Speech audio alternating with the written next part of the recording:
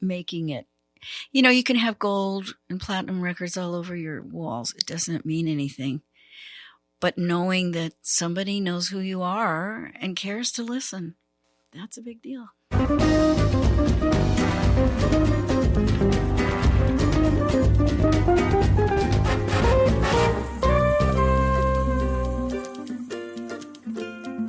Welcome to Making It with Terry Woolman, the show that explores the secrets, successes, and strategies for making it in the music biz. And now, here's your host, Terry Woolman.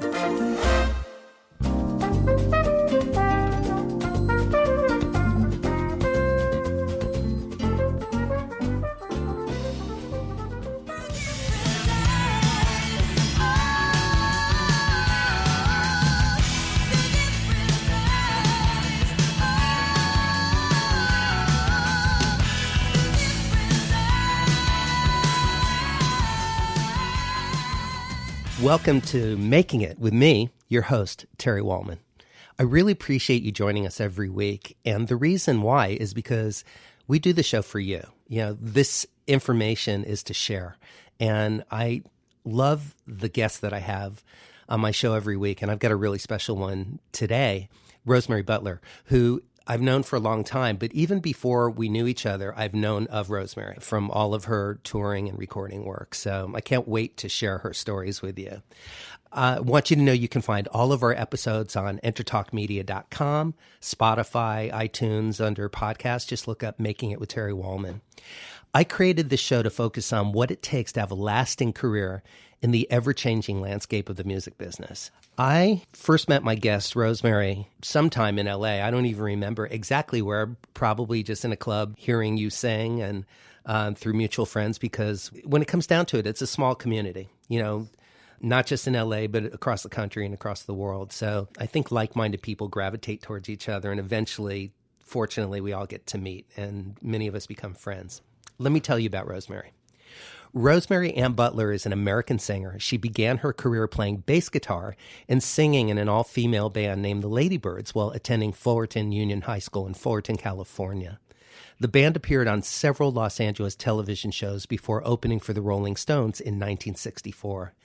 She then joined all-female hard rock band Bertha and released 2 albums for ABC Dunhill Records. After they split in 1975, she quickly became a sought-after backup singer. Her vocals were featured on Bonnie Raitt's album Sweet Forgiveness, on songs Gamblin' Man, Runaway, Sweet Forgiveness, and Two Lives. Butler has worked extensively as a backup singer for Linda Ronstadt, James Taylor, Warren Zevon, Neil Young, Bonnie Raitt, Boz Scaggs, Nitty Gritty Dirt Band, Jackson Browne, and Roseanne Cash, among many others. She released her first solo album, Rose, in 1983. After 30 years of high-profile touring and recording, Butler released her second solo album, You Just Watch Me, in 2013. She can currently be heard performing her live solo show, Rose Sings Ronstadt. Rosemary Butler, welcome to Making It. Hey, nice to meet you guys. So we're actually together. I love these the best. Some of these interviews are done remotely from people all around the world. Oh, this is the best. Yeah, we're knee to knee. I love your room here. It's very cozy. This is where I write my music and start my records. Yeah. And finish them. Yeah. We mix them here as well. It's very, very nice. I'm glad you're comfortable. We each have our cup of tea, and we're settling in to share some stories. Yeah. Today we're going to talk about your incredible career, share some stories from the road and studio, talk about your upcoming Rose Sings Ronstadt shows, and also share your perspective on how the music industry has changed and where it's remained the same. Okay. So let's start with your early life. You grew up, there's 6 kids in your family. Right. So it was a pretty active household. Yes. But, 6 kids probably makes it enough where you're not always being watched. Right. So you had like moments of freedom. Mm-hmm. Well, just I'm referring to your early your years. early years and your Fender story. So yes, can you just share that just to kick it off? Yeah, I mean, my mother was cleaning and cooking, and all the kids were in the backyard. My brother was playing with his little fort, and my other brother was playing army men, and my sister was playing with dolls. And I went, I am so out of here. So I found a hole in the fence that nobody knew. And, that's just how focused kids are when they're playing. But anyway, so I got outside, and we were next to a orange grove, which smells so good in the summer. This was in Fullerton, California. Yeah. And so I was wandering around in this orchard, and I came to Fender. Now, what am I, 5 or 6 or something? I don't know what Fender is. I could have been walking into anything. You know what I mean? But on the outside, they had they had a guitar that was made out of like a cigar box or something. And it was like the first pickup or something. Right. I was like, ew. I don't know what that means, But anyway, they let me in, and I made friends with the people that were making the guitars and putting the lacquers on and sanding and, looking down the neck of a guitar and putting everything on it. And they were very sweet people. So I'd sit on their lap and they would go and tell me stories about their life. And then they would, when they got done, they would play the instrument for me, and I would just be amazed. I would just be, wow, you made that out of, right in front of me. And I loved it. And so I would go all the time, and I got to know all of them. My mother never missed me. She never said, where did you go? Or something. It was like, nobody missed me. They were all fine. And so it was like this secret life I was having. I think we were fortunate to grow up in the time that we did, because it was simpler. Yes. We were allowed and encouraged to leave the house and and make sure we were home at 5 for dinner, and right. That was about it. Yeah. But it was safer. It was much safer. Yeah. Yeah. I was very fortunate, but I just loved the instruments. I would go and look at them on the walls, and I was very attracted to the bass. Of course, I loved Paul McCartney, later on. Right. But I didn't know what I was looking at. You know what I mean? But I just knew that there was something fantastic that you could make music with. Yeah. And, the guitars and stuff seemed so big. Mm-hmm. But I went for years to this. It was like a school. And I loved it. It was fun. And then when I was in high school, I got my own bass, and they shaved the neck, so it was like thinner, and they had a left-handed room. Right. And just, bodies and the neck, and they put one together for me, and I was like, wow, this is so cool. And that's the bass that you played in both of your all-girl bands. Right. That's so cool that you actually had a custom Fender bass that was made for you because they knew you. Well, it was a very wonderful bunch of people. Yeah. I don't know what their names were, but yeah. they were very nurturing to me. So did you take bass lessons, or did you just jump in and start learning from friends and listening to records? And you had already played some guitar when you were younger than that, right? Right. I think I got my first guitar when I was 12 or something. Are you formally trained as a singer? Well, and yes. As a musician? Oh, yeah. I am. I took bass lessons and guitar lessons, and I really had a lot of training with when I started touring, because like Linda Ronstadt, whenever we had a day off, we had the top vocal coach there in whatever country we were in. Right. And they would, be from their classical music and, so that was like just and just watching these people sing and how they prepare and their wonderful pitch. And James Taylor, I mean, he was just, like Linda is a stylist. Mm-hmm. She takes an old song and makes it sound brand new, right, with all the new technology and her interpretation of it. And it's like, wow, that's a hit song. Yeah, it was a hit song years ago. It still is, And And James, he would write the songs, and there were like characters in them, and they had jobs, and they did and every night when he would play, he would ad lib. He was a jammer. Right. He could jam, and he was just so fluid, just so in the moment, with it, keeping it fresh for himself. Right. Yeah. So I had a lot of great influences, and I also worked with a lot of great producers, like Peter Asher and George Martin and John Williams and David Foster and, Do you remember your very first recording session? I know that, like way back, like, I know that you started actually with Bonnie Raitt. Bonnie Raitt kind of... No, I actually was recording with the All Girl Band too. Oh, right. You were making your own records before that. We were signed to ABC Dunhill. So did you have like a little 4-track at home or anything? Or was the very first time you were in the studio was with your first band? With my first band, we... With the Ladybirds. With the Ladybirds, yeah. Like, in other words, do you remember the moment, like that first time where there was a mic in front of you and somebody, the red light went on and you weren't sure if you were supposed to be nervous or just have fun or... Yeah, it was... The thrill. It's freaky when you hear your voice for the first time. Yes. It's like, oh, really? Okay. And we were all exploring, and it was really fun. And we became very serious about it, and we got signed and we toured and we opened for B.B. King with Bertha in a European tour. That's fantastic. That was fun. And, the bus driver was very conservative and he didn't want to turn off the lights at night when we were traveling in the bus.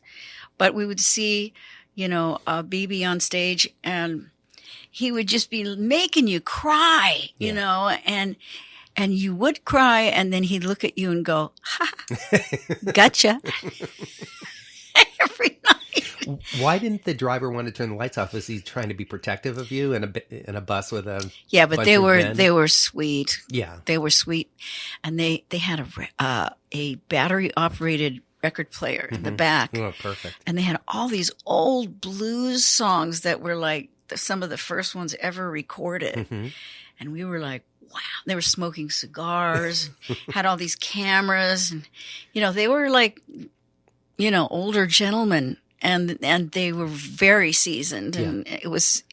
The key word is gentleman. B.B. King really set the bar high. Having, wearing a tie and a jacket and having everybody pull up. Right. Well, he was like, wasn't he a slave? He picked cotton. Yeah. My family picked cotton way back. We did the, what is it called? Where you find your ancestors. Oh, right. You check your DNA. Yeah, and all that stuff. Yeah. We had some cotton pickers back there. Wow. Well, it comes through in your music. That kind of worked out to your favor. So, in addition to, touring with B.B. King when you were young, tell me about your prom night. Oh, my prom night. Because yours was not the typical prom night in high school. Right. Well, most high school girls want to be asked to the prom, and they have to get a big fancy dress and the corsage and their hair and their makeup and all that stuff done. And it's a big moment, for the family. But my prom was the day that we opened for the Stones. The Rolling Stones. The Rolling Just to make Stones. sure everybody's clear about what we're talking about. It was in, a big place, and we were like so excited. But, we were pretty novice at the time. And so we were like, in nightgowns and hair rollered up and,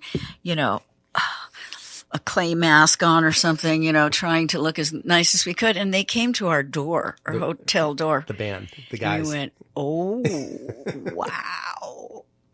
I mean, I hadn't really even seen very many people with long hair. Uh-huh. Yeah. And I love the Beatles. I mean, really love them. And So anyway, they came to our door and they're smoking all these cigarettes and kind of going, right, okay, these are not the right girls for us. You know? This is before their time. Well, you were young. We were very High young. school. We were in high school. So anyway, they left and I picked up all the cigarette butts and I figured, oh, tomorrow everybody will be there with, here's a picture of my prom dress and my corsage. And this is, what's his name again?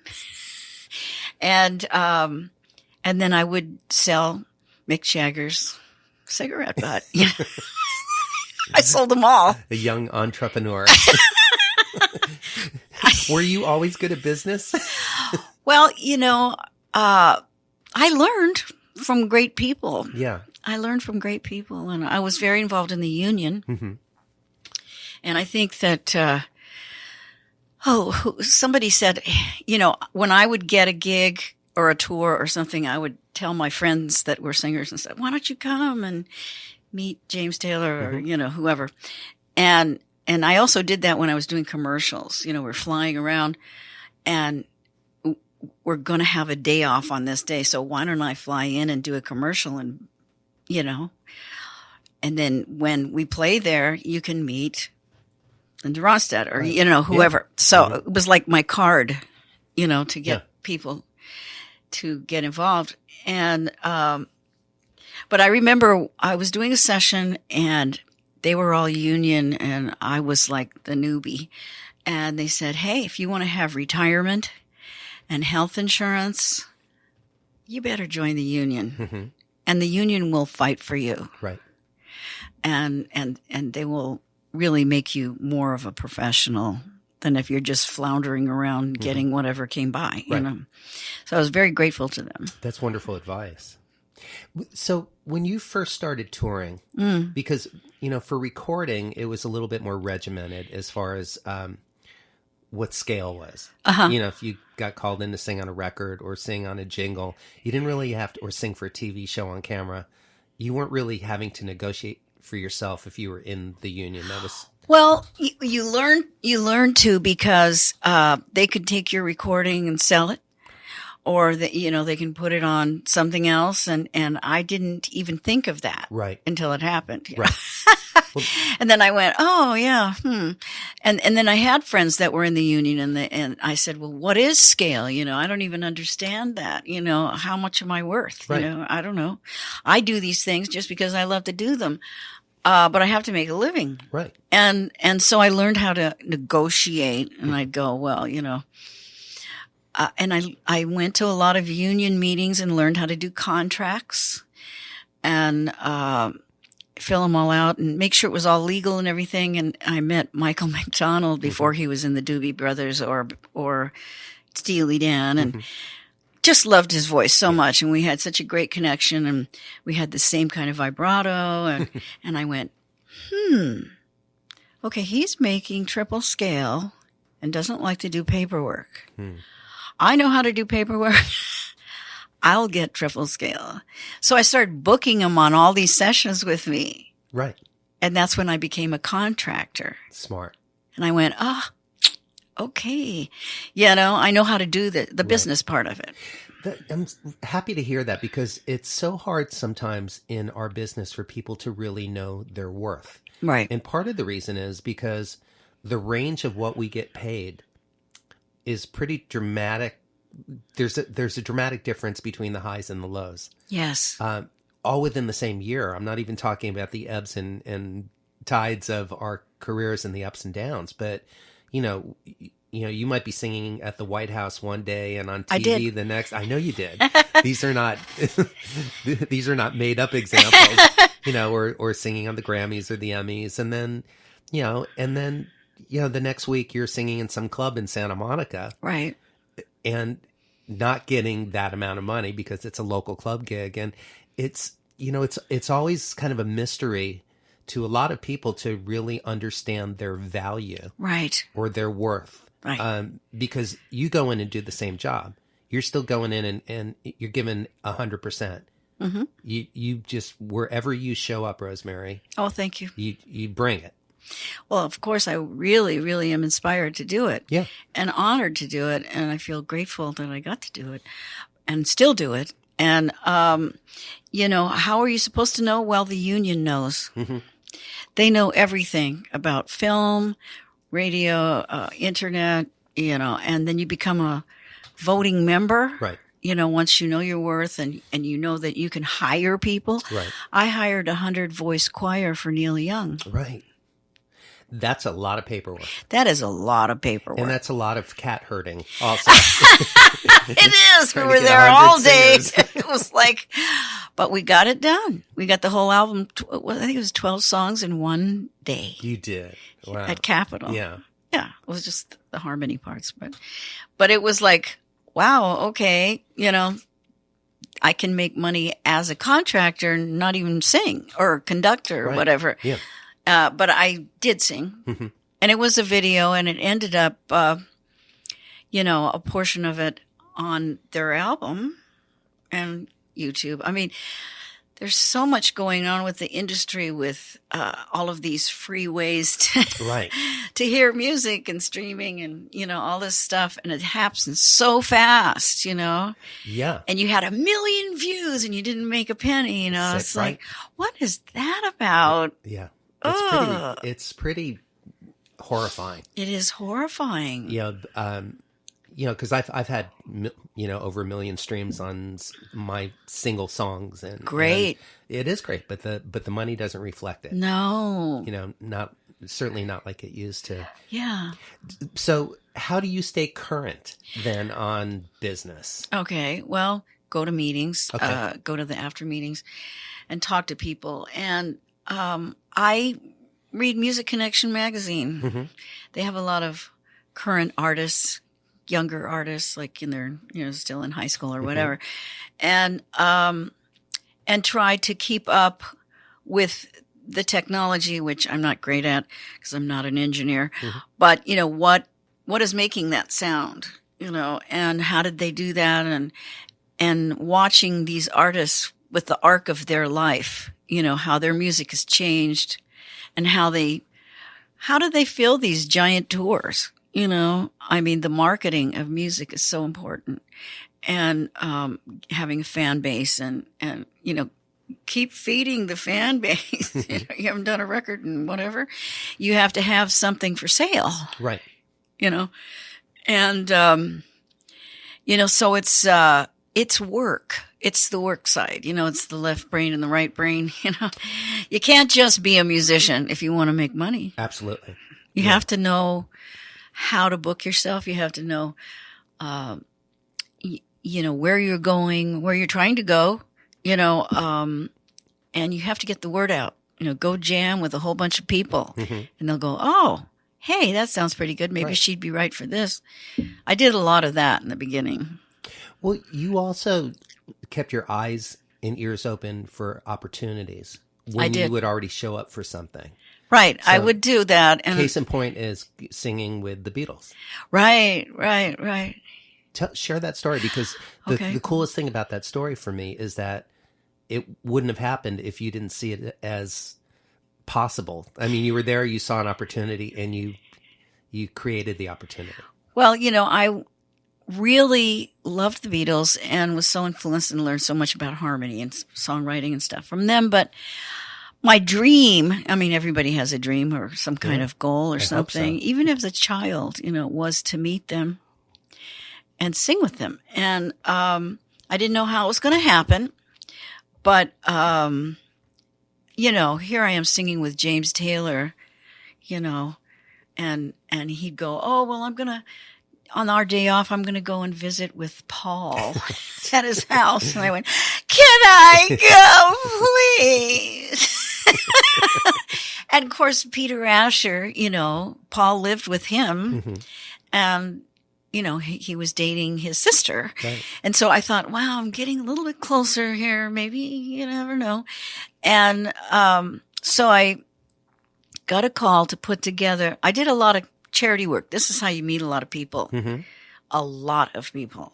And when you say charity work, we're talking about raising money for important causes.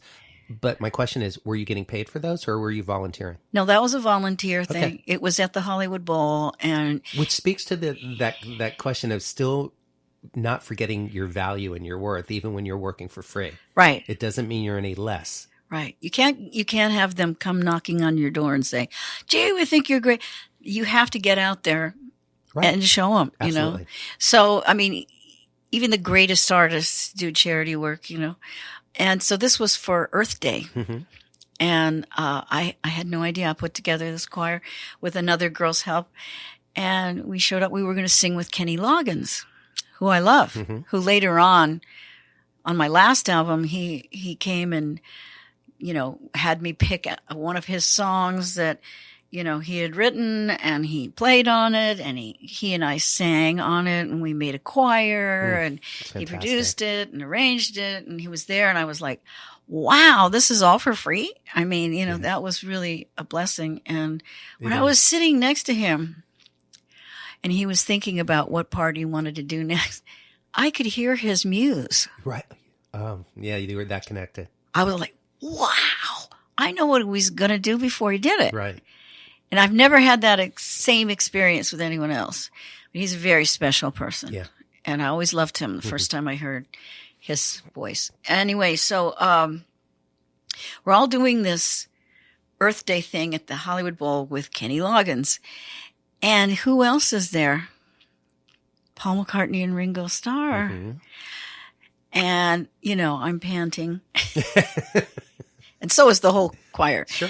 And I went up to Peter Asher and I said, gee, don't you think on Hey Jude we could go, na, na, na, na, na, na, na.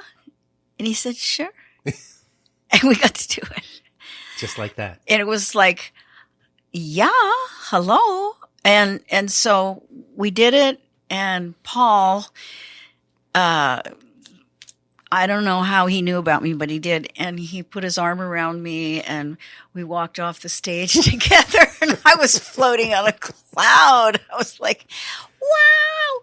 But I mean, you know, you keep focusing on something, you know, you're pulling it in, you know, the possibilities are endless. That they are. And one time I was like, I don't know, I was like, probably cleaning my house or something. And all of a sudden I got a call and I went, hello. And then he goes, hi, this is Ray Charles.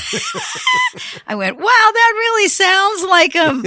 He goes, that is him. I went, wow.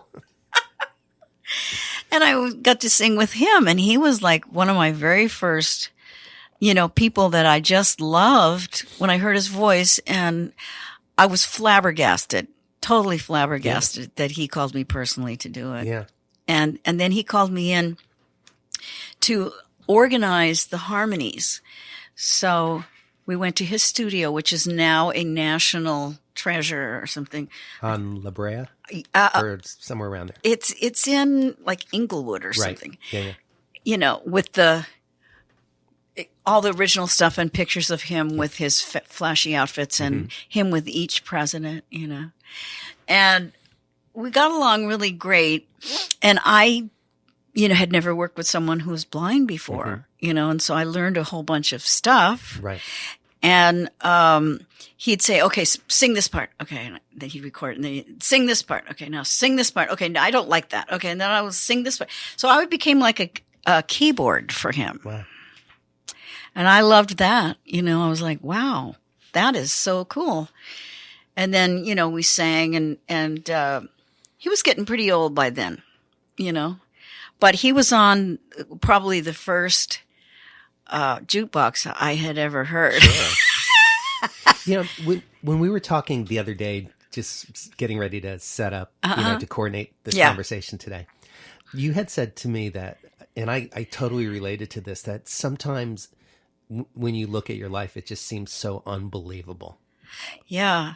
I remember before it all started blossoming like this, Bonnie Raitt was the one that was my door opener.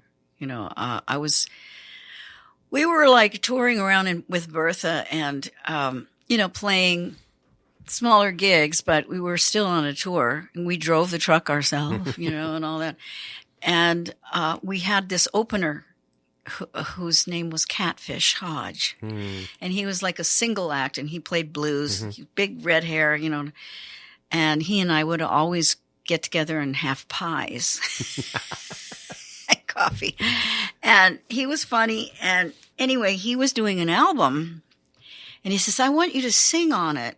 And I went, oh, sure, And so I sang some harmony on it, and it's when I found my sound. I had no idea what my sound was because I could sing lots of different things. Right.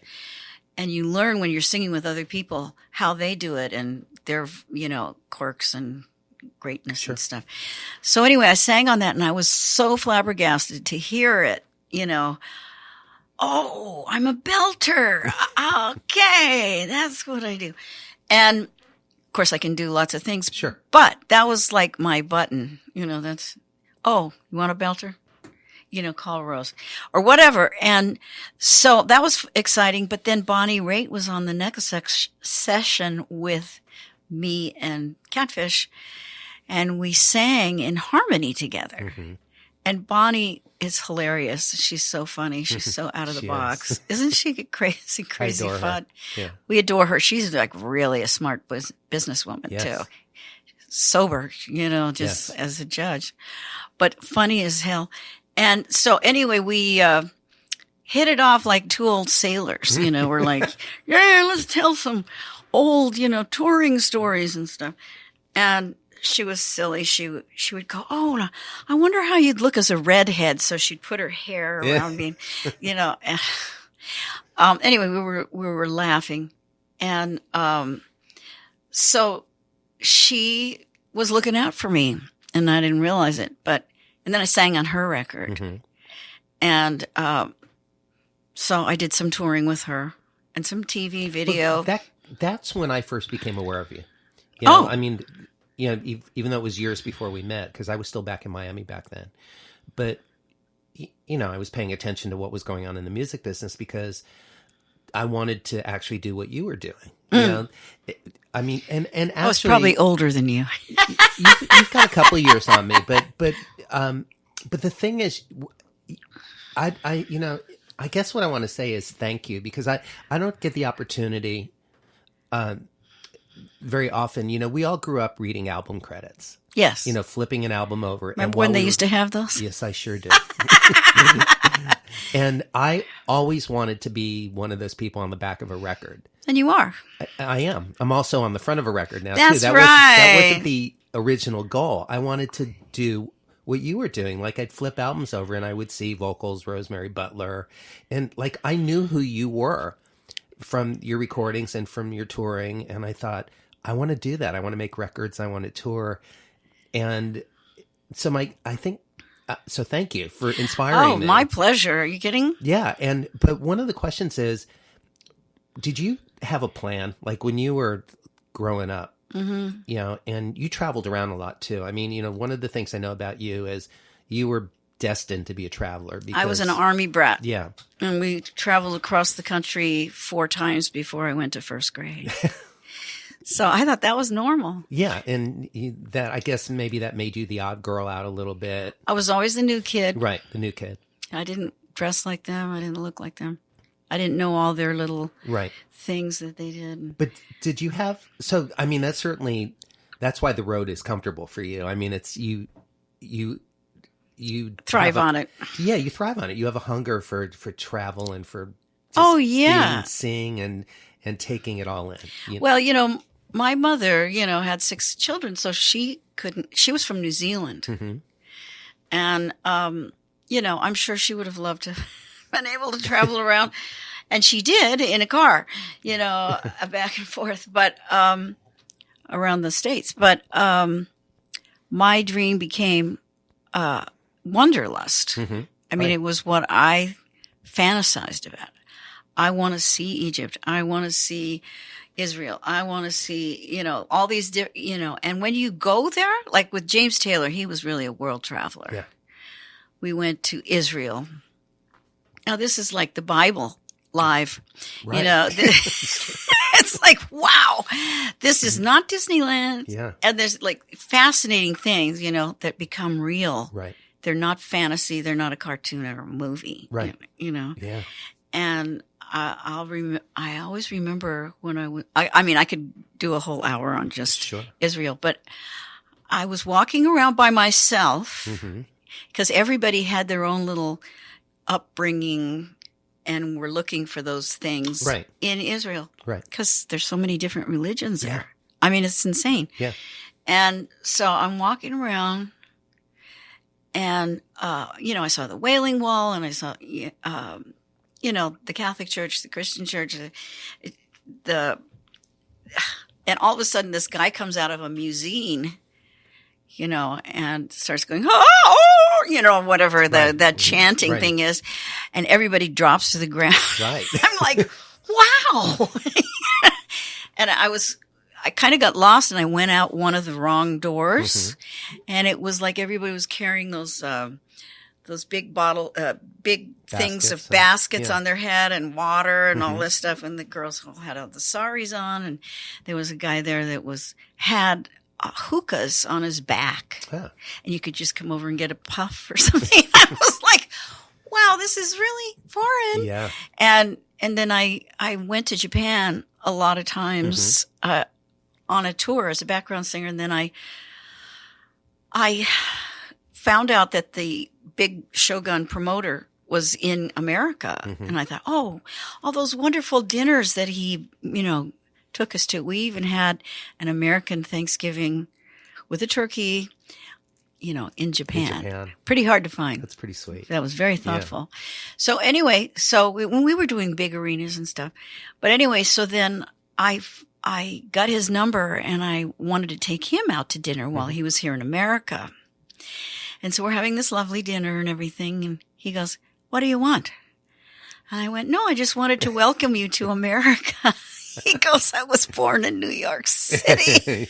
I went, oh, I didn't have a clue. But then he says, well, what do you want? Yeah. And I went, well, God, you know, I'd like to make a record someday, but, you know, I'm working toward it. Yeah. And he put it together with the label. So you actually had no hidden intention on that except just to gratitude. Yes, gratitude. Yeah. But when he asked the question, you answered it. Well, he kept saying, what do you want? Right. You know, help me focus. Yeah. And so then I got to do some recording over there and I had a couple of hits. That was from your first solo record? I actually did some recording in Japan. Oh, you did? I was signed to EMI Toshiba and Pony Canyon. Right. We did some, you know, big movie things there. And right. You had 2 big songs for movies that you had written and sung. So here's my question. When you were younger, and I've asked so many artists this from doing this show over the past couple of years, and not everybody has the same answer, but did you have a plan? I mean, I know you really loved playing and you wanted to travel and you were singing and doing all of these things and playing bass at that point, but did you want to be an artist? Did you picture yourself singing background? Did you have to make some sort of a shift because you were in 2 bands that essentially you were an artist or part of, you know, an artist team. Then you became known as this background singer. Did you feel like you needed to put your artist career on the side, or did that fit within your plan, or was there no plan, or were you just open and focused? Okay, well, I was obsessed. Okay, with you know, doing this and this meaning singing, traveling, and recording and performing, all of that stuff. It was my love. I never married or had children. This was what filled me. And you know, when we were talking about that the other day, you said that you've made a lot of sacrifices because you had such a love and strong desire and passion for this. did you just know in your heart that you couldn't do both, or you were just so busy and so laser vision focused on that you forgot to get married and have kids? Well, yeah, I mean, and part of the reason I'm asking, it's like you're a beautiful woman, and thank you. And you're welcome. And when you were younger, the pictures and the videos and everything, you were really cute. Thank you. Yeah, and talented. So it seems like you would have constantly attracted the possibility of having a partner. Well, I had some. I would hope. Okay. And expect. Of course. But did you decide why? When you were saying that, I had a memory that came up. Okay. That's from those days. Yeah, yeah. And it's kind of funny.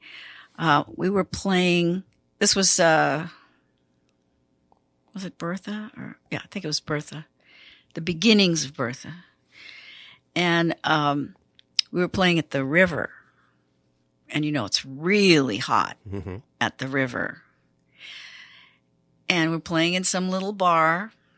We don't know anybody there, Right. And it was right on the river. So we would play, and then we would jump in the river. Literally. In a bikini. Right. But we didn't know. Yeah. We weren't like there to be dancers or something. Yeah. I mean, we were serious musicians. And we'd jump in the water and then come back and then play another set and then jump in the water and play back. And so we had a lot of guys in the audience, but we weren't like that, right? And so anyway, one time the Hells Angels came into the city to have a group, like a national conference or something. And everywhere you looked, there were all these motorcycles coming in. Mm-hmm. And we were like, wow, this is a little bit scary, And, but we kept playing, and I guess they heard, oh, there's a girl band over there, you got to go see it. And so all of a sudden, all these Hells Angels came to the club. I mean, it seemed like a lot, huge amount of people. And so we're like, whoa. And the bartender had a shotgun underneath the bar, and he left. And so we're like, do you guys want to hear I'm a Man? Or, some biker songs or something. We're like, we'll do anything. Yeah. And I was like, oh, man, this is going to be tough when we have to leave. Mm-hmm. And so anyway, we a huge, 400-pound Indian came in and sat on the stage and would not move. And he had the vibe going. You know what I mean? Yeah, I do. You touch these people and I will have the entire tribe will eat you, or something. Yeah. I was like, nice Indian. And then my friend from high school walks in, and she's the babe, or the, sort of wife-ish person of the leader of the Hells Angels. She goes, you guys, these girls are my friend. You don't touch them. Right. And we went, holy God. We were so sweating it. And nobody touched us. Beautiful. But I did have some guy come up and go, you want to go for a ride in my hog? I went, no. No, thank you. I have allergies. I'm allergic to dying. So,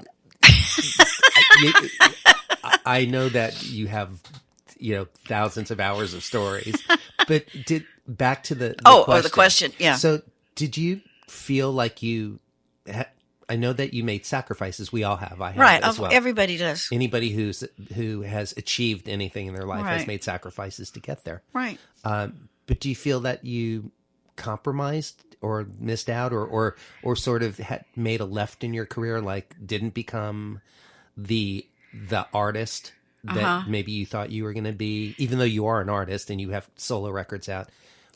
I wasn't really focused on being a star. Okay. I guess that's the question. I mean, I felt like I had a taste of that in Japan because I had a couple gold records. Right.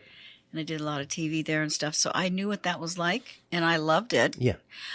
But was more like I wanted to be in the industry. I wanted to sing with people. I wanted to blend with people. When I was in the girl band, I had one thing going on, and I was really restless. I was like, geez, I'd rather play with guys, Right. or I'd rather, go to, these other countries or something, you know what I mean? It wasn't my goal to get married and have children. Yeah. It just wasn't. Well, that came late in life for me too. Yeah. Getting married. So I Yeah. can relate. No, I know. We both had our eye on the ball. That's right. And I remember when I was young, my fantasies, instead of like, I'm going to have a baby, Right. or I'm going to get married. Can't you see me walking down the aisle with a big white veil? Yeah. That was not my fantasy. And so I was focused on that. And I remember at one point I was on Mount Tamalpais, and there was a poet walking around on there. And he comes up to me, and it was all cloudy and everything. It was like mystical. And I was like, wow, who's this guy, And he was talking in poetry. Wow. In rhyme. Yeah. And to me, he was like an angel, And he said, you have to make a decision. I love this.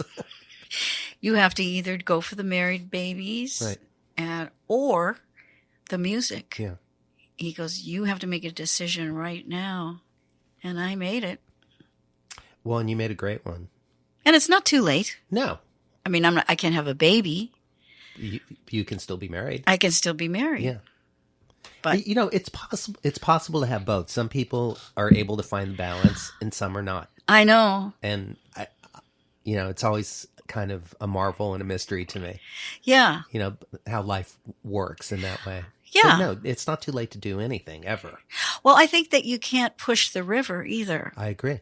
You have a river in your life of God's plan or whatever, and you can feel when you're on the river and you're flowing with the river.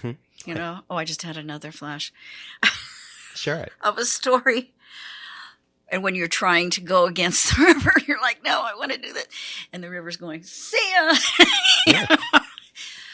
We were in Mississippi with Linda and staying at a plantation, a very fancy one.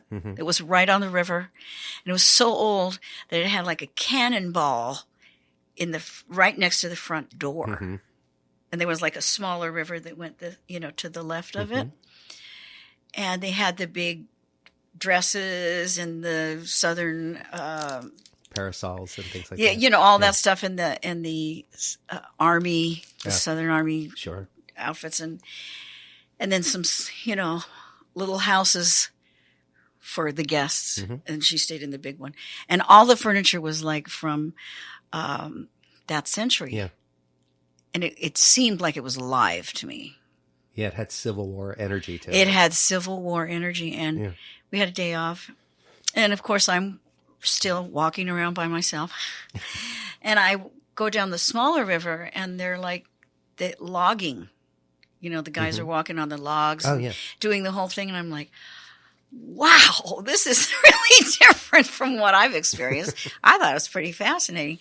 And then I went to a museum where they had all the old songs from the Civil War. And I thought that was pretty neat. And then they said that in the Civil War, when they came to the mansions, the women had to dig a hole and hide in there and eat smashed peas to stay alive. Wow.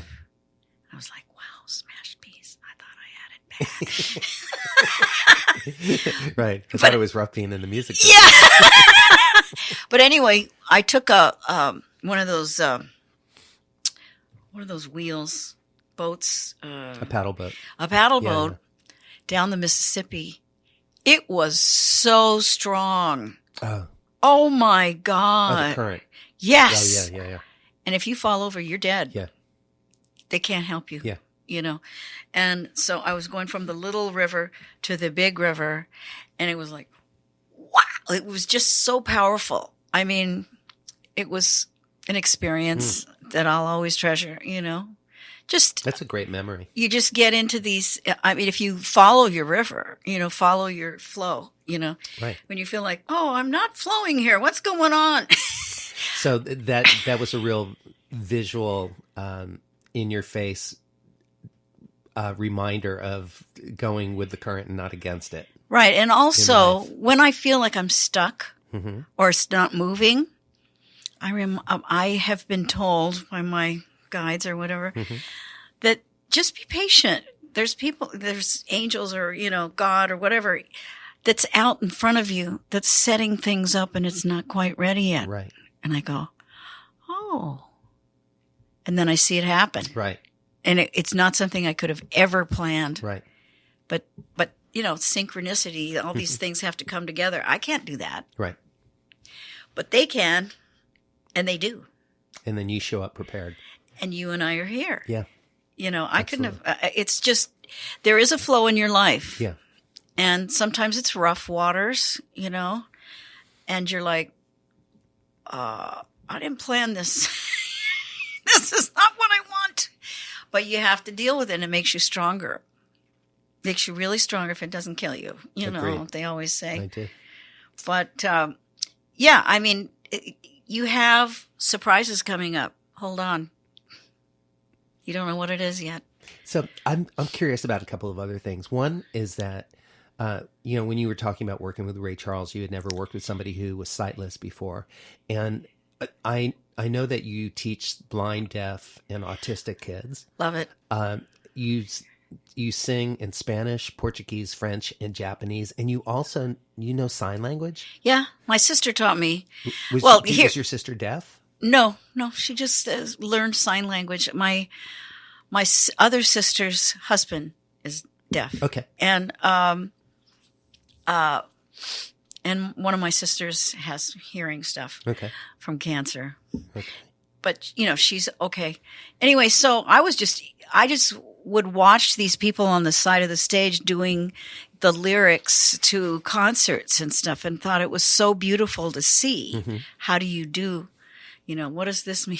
Right. Do you know what that means? No. Okay, if you put your hand in a circle. It's a circle going to your forehead right now. To your forehead, that means I'm very stupid. I'm going to remember that one. Oh. But, it's a whole art, because when you're performing for a foreign language country, you think, geez, they're not getting this. They don't understand what I'm saying. They're being very patient and, maybe some of them speak English, but I really wanted to communicate. So I learned a song that was from a movie in Japan with the entire song in sign language from my sister. And I performed it singing on and their signing. TV. And then I was told after I got off, yes, well, we have different. It's right. The verb is not here, and the subject is not here, and everything. So, I mean, we saw maybe. Yeah, there's different essentially dialects of sign language. I thought it was like really communicating, man. Right, you didn't even get credit for it. No, I mean, it was like, okay, all right. Well, I tried, but I mean, some things are universal. Yes. And they communicate. Absolutely. Love, sorrow, Right, the emotion, the intention. The emotion, yeah.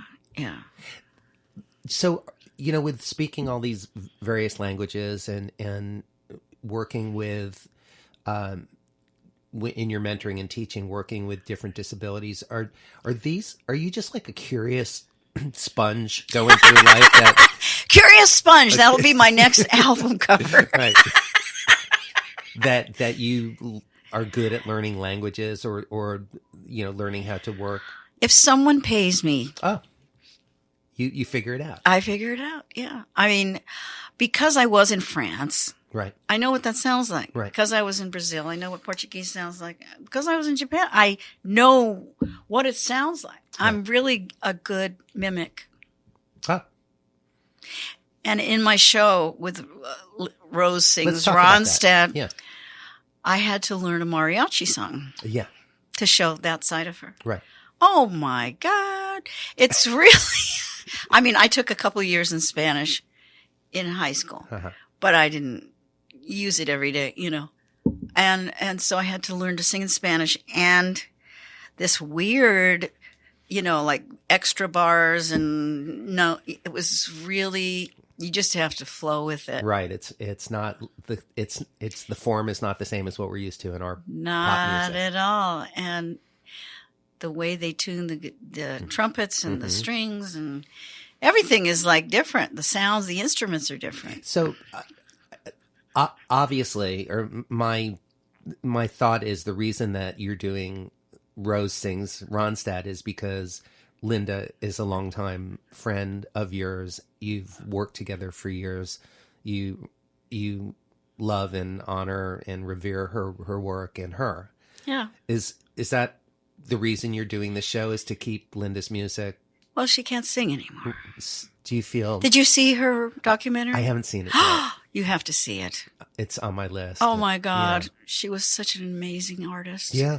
Yeah. So intelligent. And handling this, her physical challenges of not being able to sing anymore with a lot of grace. Oh, total grace. Yeah. Yeah, I'm sure that was hard to get over. Of course. Oh my God. It's hard to imagine It not is being hard. able to play guitar ever again. Right. And I've had moments. I've had injuries where I couldn't. So Oh yeah, so you know what it's like. yeah, I do know Yeah. what it's like to not be able to play. Well, at the end of the documentary, she's sitting with, I think, one of her brothers or nephew or something, and somebody else, and she's singing a song, but she can't get to her high notes, and her voice tone is very different. Yeah. Instead of the big belting, she's in tune, Yeah. but she couldn't have any range, and she takes one of her hands up and shows the tremor. And I thought, oh my God, she's so vulnerable. Yeah. She didn't make that happen. It happened to her. We're all going to get something, right? Right. Most of us will hide in a little hole when we do or something, But I just, I believe today or yesterday is Tina Turner's birthday. 80. 80. And I just read this beautiful, very honest thing that she wrote that really talked about the physical challenges of being 80 and everything that she's gone through. Yeah. And She had a transplant. she had a kidney transplant. She got a kidney from her husband. She had a cancer. She got married late in life. She got married late in life, but she spoke with honesty and integrity and gratitude. I just was reading it last night. So yeah, we all have things and get things. Yeah, absolutely. I sang on What's Love Got to Do with It. That was the first time I heard surround sound. Oh, I was like, wow, that is so cool. So did you talk to Linda Ronstadt about putting the show together? Does she know you're doing it, or Well, you're just doing it with love and... She hasn't respect? been guiding me Yeah. on it. And I want her to love it so much, Yeah, I would imagine. And so I am going to go out and show it to her and get her feedback and see what she thinks about it. It's like drawing a painting. Yeah. And it's also about self-esteem because I'm in there somewhere. Oh, my absolutely. DNA is in these records too. Well, your DNA is in our DNA because, this is the music that we've, all come up on, with you. So we're all part of it, right? I believe that. And I if believe anybody can, try to do these things that she did with her voice, I had the same teachers. that. Right. And she you had a did. front row seat to I had a watching front her row sing and seat. hearing She her. taught me how to lead an orchestra. Right. I would go to the, sound check and I would go, oh, how does she do that? Right. And I didn't even ask her, but she said, okay, you go up and do it. And I went, wow. So she says, just rely on the conductor. Okay. The conductor is following you. Yes. You are not following the drums Right. or the band or the groove or anything. You are the groove. Right. And I was like, wow. So when I first did it, I held the note out and the whole orchestra held out that note until I stopped. I was like, wow, that's so scary. That's a lot of power. It really is. Yeah. And so It's thrilling, though. it's Isn't it? very thrilling. Yeah. To be a leader, of an orchestra. Yeah. And so I got to do that a bunch. Mm-hmm. And then I also worked with John Williams. Mm-hmm. James put that together for me. It was like on a Willie Nelson movie or something. Mm-hmm. But I got to go to his house and sit down at the piano and figure out what we're doing. And then I was working with Bette Midler. Mm-hmm. Bette Midler was my student. And, she's a belter. Yeah. But she was always afraid to go past a certain point. That mix, where you go from your big belting note to your high notes. Mm-hmm. And so I got her to do that. Oh, that's good. She was doing an album. And Barry Manilow was producing. Mm-hmm. And she said, well, I want you to do the guide vocals. Mm-hmm. Because I don't want to make a mistake. And I went, wow. Yes. So I got to do that. That's pretty fantastic. That was pretty amazing. Mm-hmm. That was pretty amazing. I love working with orchestras. Yeah, I do too. Oh my God. It's magnificent. Isn't it? Strings. It's outrageous. Yeah.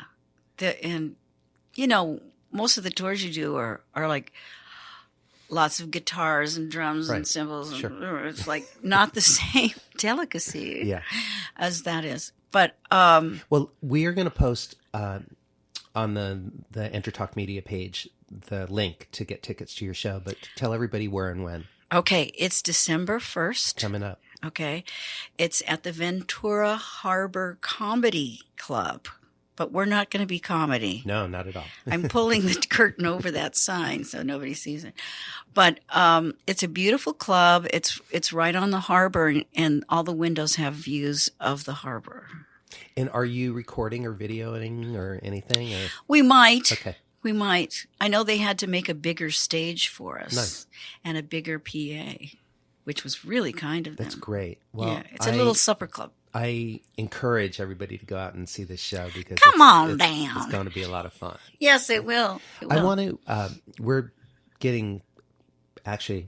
over the hour, but I want to go a little bit over it with you if you don't mind. Oh yes. I just kind of a couple before I get to my final questions, sort of like speed dating questions, like simple answers. Blah.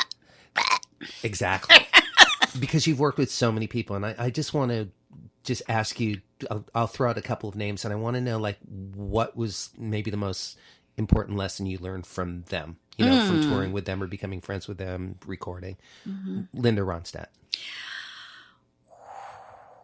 Even if it's not the most important lesson. Well, she's very humble. Okay, so humility, and she's very hardworking, and she's kind.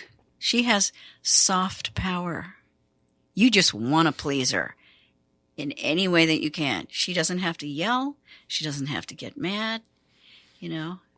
She's just a great leader. Great. Bonnie Raitt. Bonnie Raitt. Well, she has a great sense of humor. She's so funny and loose. I came into rehearsal one time. She was standing on her head. I was like, she is a yogi for people that don't know. Loosen up, okay? And when I first started working with her, she said, "Oh, we're going to be doing a radio show, and I want you to sing the harmonies on it." And she didn't tell me what songs. And I was like, "Wow, okay." So I'm standing next to Freebo, and I'm like just doing a third above him. Mm-hmm, right. Whenever he sang. You just have to be ready to fly by the seat, of your pants or whatever. And she taught me that it's very important to introduce people to each other, just like she did to me. That's a great lesson. That is. James Taylor.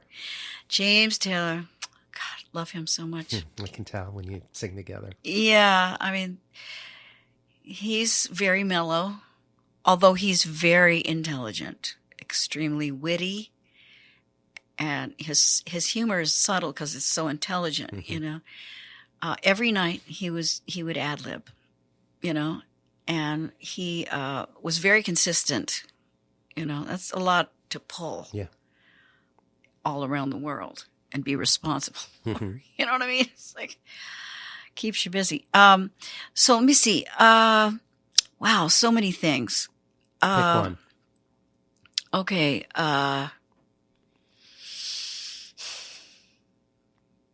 Blend. Oh, you learned about blend from singing with James. Yeah. You know, Yes, I do. support the artist and have a presence, but don't stick out too much. You know, and Be you, but stay in your lane. right, stay in your lane. When I first sang with him, it was after the No Nukes thing, and we would go to this bar. All the people that were in the No Nukes show, everybody was drinking and whatever, and they were all jamming. And I noticed, hey, there's no singers here, just musicians. So whatever they were doing, I got up and jammed with them. Mm-hmm. You know. And if I didn't know the words, I would I just had another idea. I would just make up stuff, you know, or I would just sing the melody or whatever. And he came in, and they had like these big, what do they call them? On the pier, you know, they're wood pylons. Oh, the pilings. Pylons around the stage. Yeah, sure. And, you know, he had a guitar, and he sat down on one of the pilings. And so I did too. And I went, wow, you're James Taylor, you know. He started singing a song, and I just made up harmonies with him. Uh-huh. And for like an hour, we sang in harmony without even saying, hi, I'm James Taylor. What's your name? Hi, I'm Rose, right? You know what I mean? It was like a magical blend. Yeah. And that was just magical. And then we went to Japan. I was singing, I think, with Linda and the Doobies, and who else was there? James. Mm-hmm. And he wrote he wanted me to sing on Lonesome Road and with Linda. And we sat in the bus and we learned Lonesome Road. And then we sang it live, and it sounded beautiful. I don't know if you know that song, but anyway. So the next day, under my door, I get a little envelope. It's a little letter from James. And it says, I really like you, and I would really like you to be in my band. Are you available to tour? And I went, oh, I have to put this, you know, like on a giant sign. Do you still have the letter? I wish I did. Oh, Rose. It was so touching. It was so shy and proper. How beautiful. That's you know, really sweet. Isn't that sweet? It really is. It was very touching. Everybody, all of our friends that play with James speak so highly of him. Oh, yeah. So, well, I came on the scene when he was sober. Yeah. I had just gone through the divorce with Carly. Mm-hmm. And he was very vulnerable. I guess that's maybe part of the reason that the singing is so powerful between you all. You know, it feels so honest. Oh, you know, when I hear your records with James or watch the DVDs, or it's just it speaks to my heart immediately. And Arnold, Arnold McCuller. Arnold McCuller, yeah. Yeah, it's exquisite. It's absolutely exquisite. It was so funny. One quick story. Okay. When we were doing Saturday Night Live, when we were singing Lonesome Road. Yeah. And the hairdresser goes over and goes, oh, your hair. We have to fix it. So she rats it all out, and it looks like this giant blossom or something. And I'm like, oh, my God, you put so much hairspray. I can't get it off before I go on. And he sees me walking out. There's just the three of us. And my hair's all just completely. That was so embarrassing. All right. Now we all have to go YouTube that episode. So, Rosa, we are over time, but I want to get to my last three questions that I ask all of my guests. Okay. The first is a two-part question. Since this show is called Making It, what does making it mean to you, both personally and professionally? And the second part is to share 3 tips for success that have driven your career. So making it. Okay, making it. Well, being in the moment and being able to give your heart and your love, that's making it to me. It's not about the money, although that's very nice. You know, it's really about being in the moment and being a channel for music and connecting with people that you don't know instantly, you know, being like, wherever you are, just being open in your heart and walking through whatever God has given you for this life, and appreciating it and making it. You can have gold and platinum records all over your walls. It doesn't mean anything. But knowing that somebody knows who you are and cares to listen, that's a big deal. Sure is. 3 tips for success that have driven your career. I love to sing. And I work on it. I study. I can't do it half-ass, Mm-hmm. I have to do it and if you stop singing, it's like a person like Arnold Schwarzenegger. If he stopped working out, mm-hmm. he would not look like Arnold Schwarzenegger. Right. And the kind of singing that I do, because it's all different types of singing and parts of your singing and the belting and all that stuff, you have to be in shape. Yeah. You really have to train all the time because you can't let it slide. So I'm making it is keeping it in shape. Mm-hmm. So your tips are make sure that you love what you do. Right. Oh, you'll know. Train and continue to train and continue to focus. And learn. Keep learning. Keep learning. Like that mariachi song. Right. Stay curious. Stay curious and keep open because you don't know what's next. You really don't know. And you might have to sing on the top of a mountain, mm-hmm. Ave Maria with, 3 fireflies going around your head or something in a movie. You don't know what might be next. Right. My final question is, at this point of your life, with everything that you know to be true, what would you tell your younger self, little 6-year-old Rose, sneaking out under the fence? It's okay. It's all okay. They're out there in front of you, setting things up. Don't get impatient and enjoy the moment and be grateful. And you don't have to be like anybody else. You don't have to fit in the slot, of whatever people expect you to do by this time, And it's okay because there is love all around you, and you're able to give your love and receive it. And so that's keeps me going. Yeah. Keeps me going too. Yeah. Rosemary Butler, thank you so much for spending the hour with me, and what a treat. Oh, thank you. I had a great time. I really did. Good. I really did. And I hope everybody is going to have a great holiday and stay safe and warm and fed and loved. Stay loved and keep loving. Keep loving. Yes. Thanks, everybody, for joining us. We'll see you all next week.